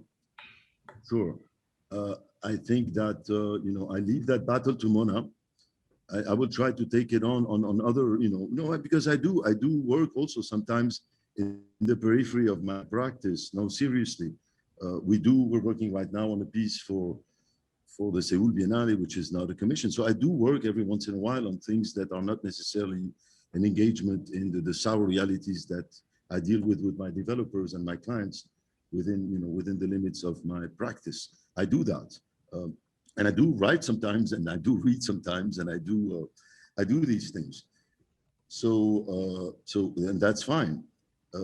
But at this point, I've chosen my territory of battle, and I think that when I'm given a plot of land that is owned by a family, and that family at some point in time chooses to exploit that piece of land for reasons that go beyond my powers, and in the absence of the state, to make that land being used for social, how did you call it? Social use, social value. I take on that extremely difficult and sour reality and try to turn it into something hopefully constructive, or to construct meaning out of that. I am not the one who's going to decide if this plot of land is going to turn into a park. Unfortunately, I don't have the means to do that. The state is not there. The state is corrupt. I have absolutely no discussions with those in power at this point who have hijacked the political territory at governmental level. You know the story. At the Higher Council of Urbanism, who am I to reverse these things? So there are sour realities. Yes, they're there.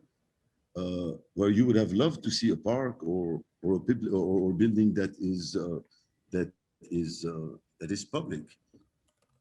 But that's not the situation. So what do? You turn your back? Since we're talking about public space, maybe Rana can share with us how she's managed to create small interventions and public spaces using the kind of street, and maybe, maybe you can tell us more about those interventions and how they are transitioning spaces. Can you maybe also elaborate on that point of transitioning space? Yeah, sure. I mean, for the work on the streets of Beirut, I think I tried to say why is it very important, because first of all, we don't have a lot of public spaces. They've been taken away from the people by real estate and by extreme privatizations that were taking place along the years since the civil war until now. So to work with the people on the streets to claim their civic rights is very essential. And we could see how the rippling effect of these installations, and some of them stayed for very long years with the people. And even during the revolution, I had a lot of person telling me that they've learned about such and such due to our installations. So that was really very very nice to know that they do have a ripple effect. What I meant by transitional space is for the fill in the blank that we intend to do, because I think it's very important that we engage these people into coming back into the streets that for them they've lost. So their practices as an extension to their houses, especially in some areas that were devastating, where they used to use the street in their everyday informalities, and they've lost it. And it is essential that they find that link to these streets again. So it's more of a grassroots work, but it is essential to happen with the people on the streets and with them directly. But it is not as easy to come up with to be able to do a public installation. We sometimes have to go through 18 different signatures by addressing the municipalities and going through all the logistics to be able to do public installations. So it is not as easy, but I didn't want to go through all these part of the work as much as the importance of why such work should take place, and how is it somehow part of I mean, we need to do it because people need to know what their rights are. They don't always know what their rights are. Thank you, Rana. Now there's a question for everyone, so maybe we can take turns. Before we do that, can we ask Munya Riyash's question to Rana, just because I had a similar one and would like to hear your input. She asked, could you tell us more about how the work that you presented, being on a smaller and communal scale, could generate behavioral changes in the residents of the community beyond the life of the installation itself? Or maybe you can speak about it based on experience of what you've seen so far, but also on a hopeful level. Yeah, sure. I mean, from the works that we've done, I mean, there are so many examples, but just to go back to one that I gave, the one of the theater Théâtre de Beirut, when we were able to give the theater 18 months of lifespan, all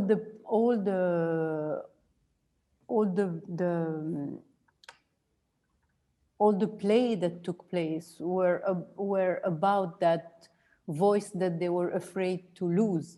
So for 18 months, the whole of the area of Ain Lamreise plus the 4,000 persons that were watching that chair being cut in two were involved into coming to that theater and to know more. So you had a much bigger impact beyond the small community of the theater, hearing about how we've been deprived from our rights, what we are missing, why we shouldn't stay silent, and so on and so forth.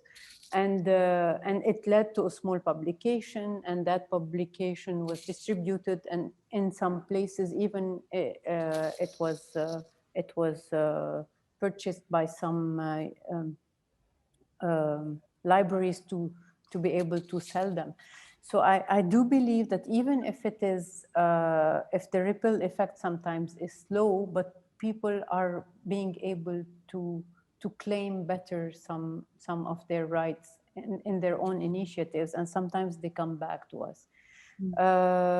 Another way is that some of the installations that we did triggered a kind of rituals. So I showed you how one ritual got abolished, unfortunately, but we were able to trigger a ritual about, we've done an installation in Khoury about reclaiming public spaces, even in remote villages. It was a curated work between Lebanon and Italy. So it was between Khoury and Rocca Gloriosa in Italy. And what happened is that when the work happened in Khoury, it was on the 13th of April, which was the commemoration of the war. And I don't know how many of you perhaps knows that Khoury is a very, very political place that represents a specific line of politicians. And we decided to try to shed the blind eye on this by doing an installation that is about the youth and life instead of war and death. And what was amazing is that we filled 6 acres of land with 365 sticks of 4 meters long with a 3 meters long white band, and it was floating, facing the mountains of Khoury, where all the villagers came to see what it was about. And then we told them that we are celebrating life, the life of the youth, of every youth. And they tried to give it, to put on top of it a religious reading. And of course, we didn't allow for that to happen. And what was amazing is that the Boy Scouts of Khoury started reenacting that same ritual every year. And that space that was going to be built, and they were going to have a mall in it, was reclaimed by the people as a public space for them. And they start having their practices taking place again. And they called us to go back to celebrate that ritual with them. So yes, you can have an impact. I wish we were more doing that. I mean, in an ideal world, it would be great to have 50 installations taking place in the same time in the city to have a bigger and more impact. But I'm always hopeful that the constellation of all these installations will, if I am to measure them all together, they are leaving quite an impact in the city, at the city scale. So I don't know if I answered you, Munya. Thank you, Rana. Yeah, now a question for all the speakers. Do you think the key is having a more robust professional practice and ethical training for architects in Lebanon? And so basically regulate the profession. How do you think the education could be improved? And what do you think are the most important values that an architect should have? And so how can we kind of educate the students of architecture in a way where we would kind of build those values within them that you guys will state, and that will prevent us from, ideally having anything to criticize?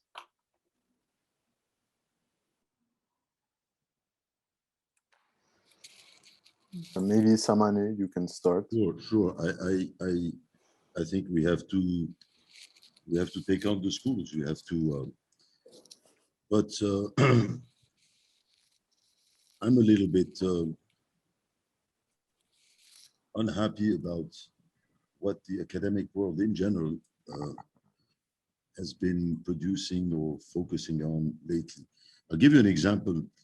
Our participation in the Biennale in 2014 was about the rise and fall of the modern project in the Arab world, and trying to establish very clear connections between architecture, modernity, the nation state, over a span of 100 years, because that was the question at the time that year. And we addressed the question of the bankruptcy of the nation state and basically the Arab League through the first glorious years, I would say, of some of these nations that embraced modernism and modernity, and then slowly the failure of the modern project. And it happened that the day of the opening, I think it was June 6, 2014, the day of the opening of the Venice Biennale, Daesh proclaimed, was basically announcing its capital in Mosul.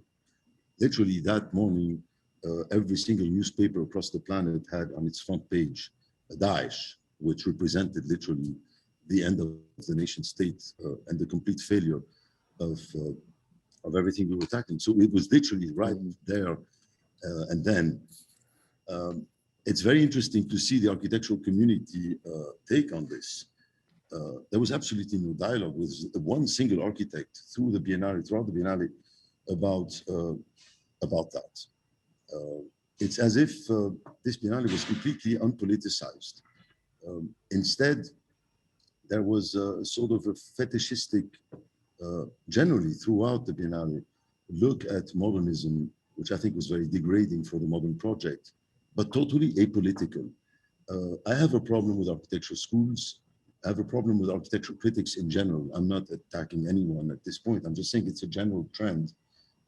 I feel that the architectural world in general, what's being published in the polished pages of our architectural magazines, or the stupid websites that promote architecture at this point,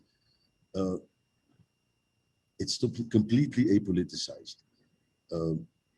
And I think we have to do something about that. We have to do something about that, definitely. Thank you. Samaneh?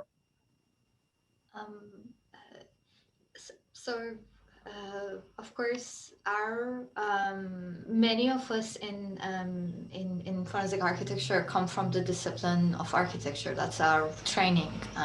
My training is also architecture, but the way, I mean, the kind of like the work that we do is really cross-disciplinary. And I think the question that Rana, that Mona were talking about, and also kind of like Bernard was talking about, was this question of collaboration, how to build collaborations, because the discipline of architecture is like, it's not an autonomous discipline. It's not that, like, and we have to try to cross these disciplinary boundaries in order to do something else, in order to not repeat ourselves like again and again, and I think universities do have the capacity to open up these disciplinary boundaries. And like our own work, it's the investigation that we did in Beirut was a collaboration with Madame Masser, a group of a media outlet, right? And we do collaborations with journalists quite a lot, and it's because of their access to these public forums. We do also collaborate with a lot of artists and those who come from that kind of a background because of the access to cultural forums, to because like they bring a different kind of an awareness. And so and this is within our work. As in, our work is a kind of a crossing between disciplines of human rights and architecture and journalism. This is how we think of it, if you like. And I think, there's an amazing possibility for academia to actually organize a kind of like a school of architecture that is really cross-disciplinary. Yeah.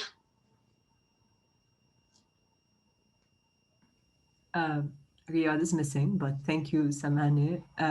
Maybe we go to Mona for her response to the question. Sure. I think the architecture training in general, the training in design has something fantastic to it, which is the design quest. What is absolutely great about design is that exercise in which there is no right way of doing things. It's an open-ended quest, unlike in which you have to reach a certain goal, but the way to it is iterative. It's a struggle. It's trying more. It's attempting more. It's mixing interpolations with studies and understandings of the context. And that kind of exercise that we're trained to do with really, I think, changes us a lot in the way in which we look at things. It doesn't mean that there is no right or wrong. It doesn't mean that there is no good design and bad design. And I've often heard the students in the first 2 years of architecture, especially, saying, I don't know what she wants. And I find it a little bit funny, because the point is not what she wants, but what is the goal you're trying to attain. And when you think about what is the goal you're trying to attain, you grade in relationship to that goal, whether it's fulfilled or not, and not in how someone applies a recipe, which can be more closed-ended. So what does that mean? That means that if we look at the architecture in Lebanon, we're telling the architect, I want that many square meters. This is all the building law tells you. It doesn't tell you I want this ecological footprint. It doesn't tell you I want this livability. It doesn't tell you this is what matters in the urban. It tells you I want that many square meters. The entire permitting process is about that. It's about how many square meters and how you can squeeze them. And so we can't blame the schools, or when the entire profession is thought of and regulated in terms of square meters. It gets bad enough that even when you go to the Order of Engineers to file your first permit, what do they ask you for? Have you fulfilled your square meters or not? The Order of Engineers doesn't say you're well qualified, you've done 5 years of training, you've succeeded in working with someone who has done a real good design, so now you can sign your designs. It just tells you, have you signed enough permits? So I think what is needed is a change in the way in which we approach the profession, in which we recognize what is so beautiful about design and that design quest, and we begin to regulate collectively what is it we want the architects to do.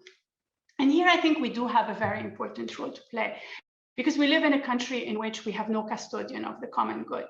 And so I think that as professionals, as people who care, we have to play that role.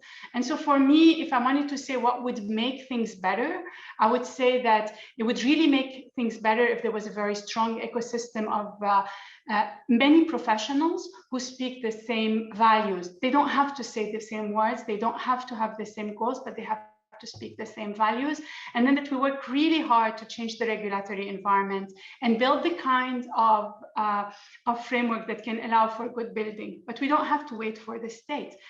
In Beirut, very few women dare to live with men or with their boyfriend in the city, and despite the fact that maybe it's not the law. It's just that in society, everyone would be gossiping, and people are very afraid of gossip. If you think about how many things people don't do because gossip prevents us from doing it in the city, you would think that we don't have to maybe wait for the state, that we need to create that social environment in which we're accountable to each other. And we feel as a collective that we really genuinely believe in a better place.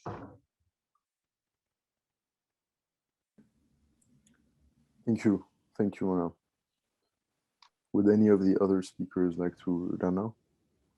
What's your position on this question? I would like to elaborate on what Mona said by adding on how the universities are usually in the training, the way we have a tendency, instead of bringing people together at a horizontal level, we have a tendency to have them competing against each other, which I found not healthy at all, especially if we are to talk about these comments that we need to be able to share with them. So at a structural level, I believe that we need more and more to give more freedom to the students and to train more into workshops-based educational level, and where they are more engaged with what's happening really in the city, to understand better, because they are always telling us we are not trained to face the professional work. So they seem to be always detached in a cocoon, and I don't think we should keep them in a cocoon anymore. It's not healthy. So Muna's trying to do that through Urban Lab. I hope that I'm trying to do that through Be Public. So we need more of these involvement with the outside world, wherever we are. If we are in London, Barcelona, or Lebanon, I think this should apply in any school of architecture, because this is always what we hear as comments from the students. Bless you. Thank you so much. No, I think I think we are all saying the same thing, but differently. I think that we are all saying that the architect will have to take on responsibilities as an architect, whether they get a commission or whether by community-led projects or by trying to change the profession from academia. And so on this note, I would like to thank you all for joining us today, and really appreciate all the kind of presentations that you prepared and the conversation that you've kind of sparked. So thank you to the speakers of this panel, and to all the speakers who joined us before, and to the audience who also we've learned how to unmute you, so you can unmute yourselves and give a final round of applause. Maybe before we do the big round of applause, a big thank you to our 3 chairs across the day. So Philip, Judy, and Riyad, and also to Riyad for organizing this incredible event. Yes, I think what's so amazing about the AA is how ambitious and inspired our students are to take on huge undertakings like this, in addition to working on their projects. Judy's even on her year out and still came back to be part of this. So thank you all so much. It's been such an amazing and incredible event. So now we can do the big round of applause. And thank you, manager, for helping out with everything. Yeah. Okay. Thank you.